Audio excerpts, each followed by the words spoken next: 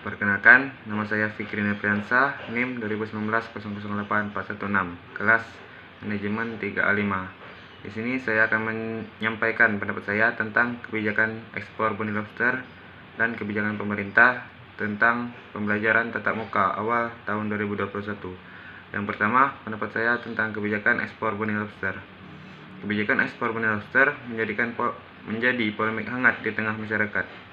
Ada yang merasa kebijakan tersebut sudah tepat, tapi banyak pula yang berpandangan kebijakan yang diketok oleh Menteri Edi Prabowo dapat mengganggu atau mengakibatkan kepunahan lobster di tanah air.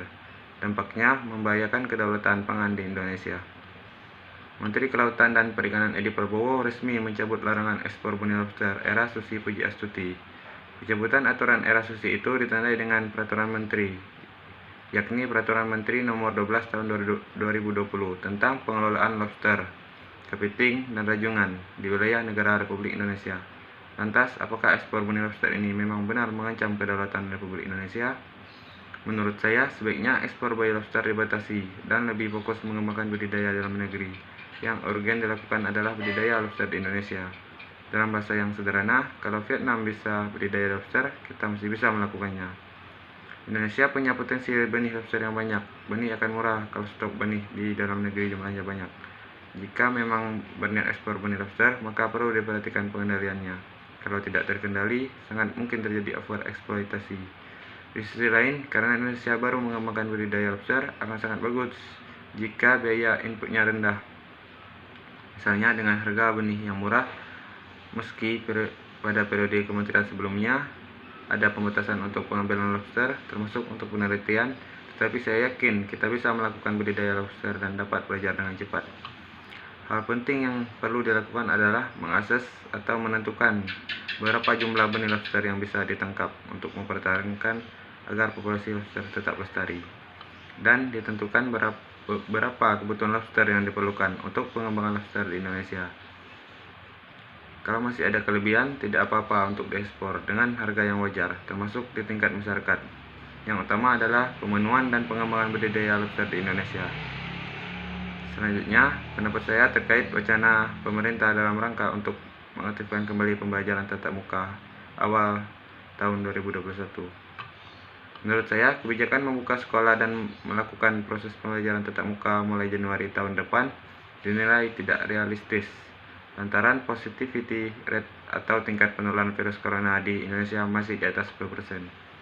Tapi, Kementerian Pendidikan dan Kebudayaan menyatakan pembelajaran tatap muka harus dimulai karena sistem jarak jauh dan dengan daring dan luring disebut tidak ideal dan memiliki banyak kelemahan. Pembelajaran tatap muka pada semester genap tahun ajaran 2020-2021 yang dimulai Januari tahun depan akan serentak dilakukan mulai dari tingkat sekolah dasar hingga perguruan tinggi. Kebijakan pemerintah yang membuka sekolah pada Januari tahun depan tidak realistis, dasarnya karena positivity rate atau tingkat penularan virus corona di Indonesia masih tinggi, yakni di atas 10%. Sementara saran Organisasi Kesehatan Dunia (WHO), pelonggaran kegiatan di suatu negara bisa dilakukan jika positivity rate di bawah 5%. Jika berpatokan pada hal itu, maka ia menyarankan pemerintah agar membatalkan keputusan tersebut, sebab besar kemungkinan terjadi klaster penularan COVID-19. Yang terjadi klaster COVID-19 pada negara yang mengabaikan indikator pelonggaran seperti Amerika Serikat. Amerika membuka sekolah pada Agustus dan September dalam kondisi positivity rate di atas 10%. Artinya, berbahaya sekali bagi Indonesia kalau memaksakan membuka sekolah di mana kondisi Indonesia tidak jauh berbeda dengan Amerika Serikat. Jadi, potensi klaster COVID-19 jelas tinggi. Kendati keputusan ini diberlakukan secara serentak mulai dari sekolah dasar hingga perguruan tinggi, tapi pemerintah daerah diberi keluasan untuk mengambil keputusan wilayah mana yang bisa segera dilakukan pembelajaran tatap muka. Walau keputusan membuka sekolah berada di tangan pemerintah daerah, tapi pembukaan sekolah juga harus disetujui kepala sekolah dan perwakilan orang tua murid. Kalau tiga pihak ini tidak mengizinkan, maka sekolah tidak diperkenankan dibuka. Kalaupun sekolah nantinya kembali dibuka, orang tua tetap berhak menentukan apakah anak mereka akan mengikuti proses pembelajaran tatap muka di sekolah atau tidak. Jadi menurut saya kebijakan pemerintah untuk pembelajaran tatap muka tidak realistis. Sekian dan terima kasih penjelasan pendapat saya.